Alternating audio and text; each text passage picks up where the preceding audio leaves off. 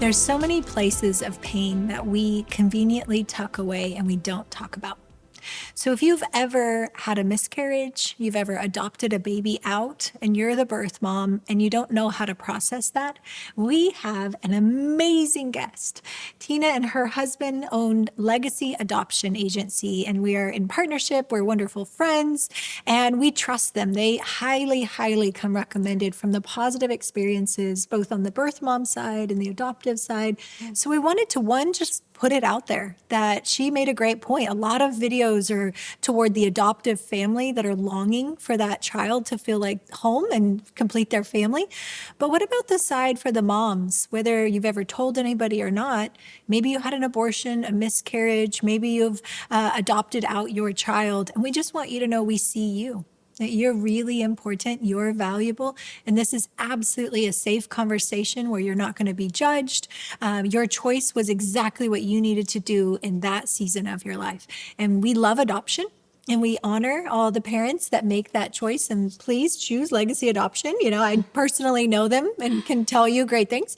But I also really wanted to lean into the space of how hard that is. And I've had many clients divulge that they've never told anyone their whole life that they had given a child for adoption, and or maybe didn't know they were adopted. Their family kept it a secret. And then as an adult, they're like, oh, we have different 32andMe blood, you know, like how did this happen? And so what's been your experience of working with birth moms? Yeah. So thank you, first of all, Shannon, for having us on your podcast. You know, birth moms in particular, that's after a mom's chosen to place her child for adoption. She's a birth mom, but birth moms in particular have changed so much in the last 20 years. Prior to that, birth moms were put into a space of shame. They were often shoved away somewhere so that nobody knew they were pregnant. And oftentimes nobody ever knew they did an adoption. So think of those hearts. How hard that is to carry that with you for so many years. We don't think of them like that. We think of moms that choose to place their child for adoption as heroes. I mean, what is more loving than choosing to allow your child to be raised by somebody else? The most selfless thing in the world you can do. I agree. Thinking of their interests, not your own. And it is so special to get to be a part of that with all of these moms. It's heartbreaking when they don't choose to allow somebody else to know about it. So practices like yours are so amazing because these women don't have anywhere to go oftentimes and talk to people. They'll talk to us, but it's so great when they've got a whole support team around them. And part of what we do when we're working with moms is help to build that environment around them. We really try to break down those barriers and walls that sometimes exist within their own families. They don't even want their families to know because they feel so shameful about their unplanned pregnancy, but they're making such an honoring decision and a loving decision and building someone else's family, allowing their child to be raised by Christian families that oftentimes they can't have kids of their own. And so I love the mind shift, right? That instead of it being you are a failure, you couldn't keep your child, this is the most honoring and heroic thing you can do. The most selfless thing is to allow your child to be raised by a family that has been highly vetted. In our culture, you want to make sure your child is raised well. So it does matter whom you work with, right? We don't want them in the foster care system and all that. But we're talking about the legitimate choice to go through, and I love how much your social workers, am I allowed to call them social workers? Absolutely. Your care, your option choice counselors. Option counselors. How much they put effort in helping her not feel pressured, not manipulated, you know, but like, hey, let's really find out what's best for you and what's best for this life, and choosing life in that is massive. So what are some of the stories you've heard in this journey? Oh man.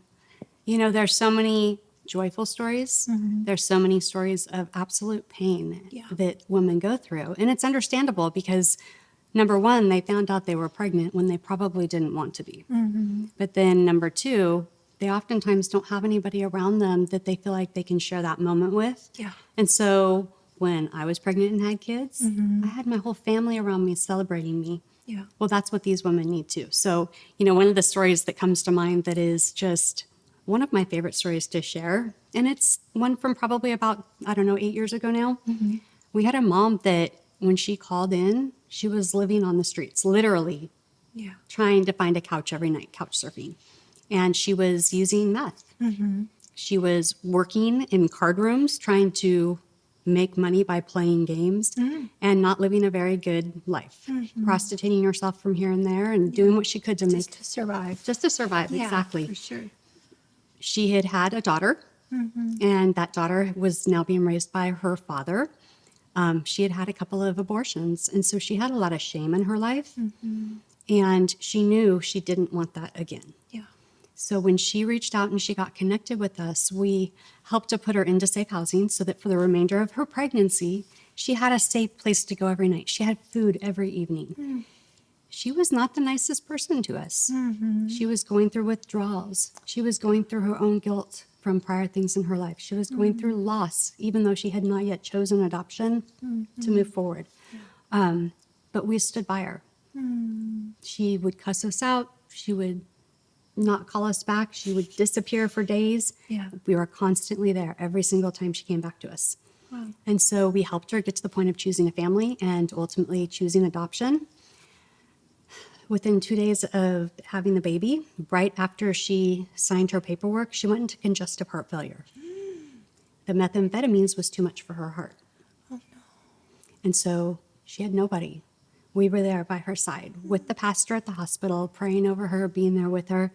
And when she finally came out of it, she was so grateful that she had us Yeah. by her side because there was no one else. And so she swore that was going to be what changed her life. That was going to be the next moment that helped her move forward to a different place. Wow. But we know how strong drugs can be. Yeah. That pull can just take you into a direction where you're into a dark place. You don't want to go. Yeah. And so she went back.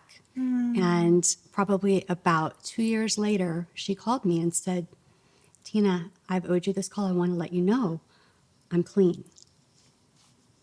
And I cried on the phone with her. And we said, we've got to meet. I have to see how you're doing. And so she disappeared again. And I was like, where did Tiffany go? She called again about a year and a half later. And this time she let me know that her and her boyfriend, who had been living together on the streets when she was pregnant, he wasn't the father of the baby, but it was her boyfriend, had found a place to go to get clean. They had put their lives back together. She had a relationship with her daughter that she had been raising that had gone to her dad. And she had had a relationship with the adoptive family that we helped her find to pick for her child, that they had been praying for her all along, and that she felt like it was just that whole team of people around her that were praying for her and constantly there as we're here to support you. We're here to be your rock when you can't be. That helped pull her out of that darkness. That's beautiful. Absolutely. Wow. And that's one of hundreds and hundreds. You've been doing this for how long? Oh gosh, I've been doing this for 25, 26 years at this point. So Wow. yeah. And not completely burnt out. That is a miracle in of itself. Yeah, you have to definitely find time for yourself and find your outlet. Yeah.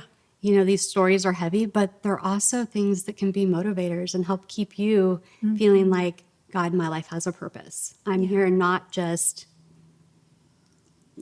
talking to people, but helping them come to places where they're able to see a light in the darkness that's going on in their life. Yeah. I remember one of my favorite clients, a younger African-American boy, and his family adopted him, and the adoptive family brought him for therapy. And so he was able to work through a lot of the attachment aspects of growing up with an adoption family instead of his biological. But it was really neat for him to graduate with getting his he went into medicine, so I won't say the specifics, but he went into medicine and really turned around and helped people in the exact area that his mom had been struggling. Wow. And so it was such a sweet story of redemption. He invited his birth mom to his graduation and getting to have, like a story of redemption in an appropriate way where he got to set boundaries and all of those aspects. But for her to get to see, oh my gosh, this child that I was really close to aborting, I actually invested him into this birth or this this adoptive family.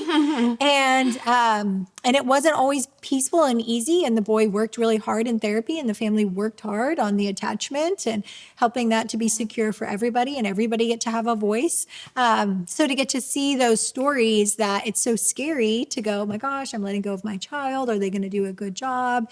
And how this boy with enough love and support really went into an industry where he's helped a lot of people in a meaningful way. How amazing is that? Yeah. And I mean, when you look at families today, it takes a whole village. I mean, people have said that does. forever. It takes a village to raise a child. Yeah. And so what we really believe is that a birth parent doesn't have to give up their child. That's such an old phrase, that you're giving up your child. That's not what you're doing. You're giving more. Yeah. We believe that there should be some sort of involvement in birth families, because just like you said, that child is going to have some difficulties along the way, wanting to know, why was I placed with this family for adoption? Yeah. Did my mom or my dad not want me? Who's the best person to tell them why they did that? The birth parent. The birth parent. And so if there's an active engagement and relationship that's been built, that's going to be such a healthy environment for a child. They're going to know the exact reason why they were placed lovingly with this family, and that it wasn't something that they did because they didn't like them and they wanted to just throw them out, which is what so many people in prior years would think. Exactly. So Yeah. much healthier. Exactly. And if there's any moms listening, whether they're making that decision right now, or maybe they've already made that decision and they're just kind of struggling with, who am I as a person? Am I good? Did I make the right choice? What would you say to a birth mom? Oh gosh, talk to someone. Find an agency that has a support group, because there's support groups out there, and oftentimes those are so overlooked. Yeah. We love running our support groups. We have them in person and online at various times throughout the month. So you're welcome to call us and we can connect you to that. But there are so many options, either with us as an agency to do some sort of supportive counseling, or with counselors, to go out and have individual sessions that maybe go into deeper issues that you have going on. And I would strongly encourage you, don't keep this inside. Right. This is not a secret that needs to be kept. You need to be celebrated. And everyone should know that you lovingly chose to place your child for adoption. Yeah. It was the biggest gift you could have given to some family and to your child. You gave your child life. Yeah. You gave them life. That's so good. Yeah. And so if anyone's listening and they're just wondering, like, how do I, yes, I talked to somebody, but how do I reframe that to not see it as I'm a failure and that I'm a disappointment, that, because sometimes it's a rape, sometimes it's a financial issue, sometimes it's a capacity issue, or, an affair. There's a million different scenarios, and there's no shame on any of those, because life is beautiful. Yeah. And the life that comes, no matter how it gets here. So any last parting words you would share with a mom? I would just say that, the Lord doesn't make mistakes. We all know that everybody has issues in their life. Everybody makes mistakes in their life. So nothing that you have done in your past is to be looked down upon. Celebrate it. Let's get it out in the open. Let's talk through it. Let you help resolve any questions you have around those circumstances, and celebrate you. Yeah, absolutely. And we also have Kristen, Claire, and Courtney, who are amazing counselors at Crawford Clinic. So if you ever need somebody to talk to and you're like, I cannot talk to my family for a multitude of reasons, we've got you. It's confidential. So this is an option for you. We love you guys. We want no shame, no condemnation, and we would love for things to come in the light so that, one, you're physically and psychologically healthier, and we flip the script, like what you did earlier, of we're not just living in this, like, I failed, I'm not good enough, I gave my child away, but really you invested, you sowed into their life, you sowed into the destiny and the bigger calling. And I would caution you against going with big organizations that you don't know their character and the legal situation of our government. I think there are places that you should not take your child, to be completely honest. And that not because she's sitting here, but because, the foster care system, our whole CPS system really needs reformation. But I think there are safe places. That's why we wanted to highlight you, that if you're ever in that situation, you're not bad, and you're not weak, and you're not a failure or a bad person, that there's options that can help you feel safe, and you get to walk through that journey at your own pace. You're not manipulated manipulated. It's the sweetest opposite of that. Absolutely. And I can't say that for all organizations, unfortunately. So know what you're aligning with and the relationships that you can build. And then if this is something in your past, also get it off your chest. Don't carry that secret and that burden. And we've talked before on other episodes with Andrea, one of our counselors, about how our body actually stores trapped energy of emotion that gets stuck in the body. And we don't want to keep that locked inside. You have a great future, a bright story ahead of you. So keep a positive script. Thank you so much. Thank you. And it's been an honor. And if anybody does want to connect, how do they connect with Legacy Adoption? Absolutely. You can go on our website. Some people want to do it without actually making a call, which is easier. So you can go on our website and we have a chat box, or we have a little email that you can fill out and reach us. Or if you'd like to call us, you can do that at 877-899-5000. Perfect. Yeah. All right. Well, love you guys. See you for the next episode. Bye.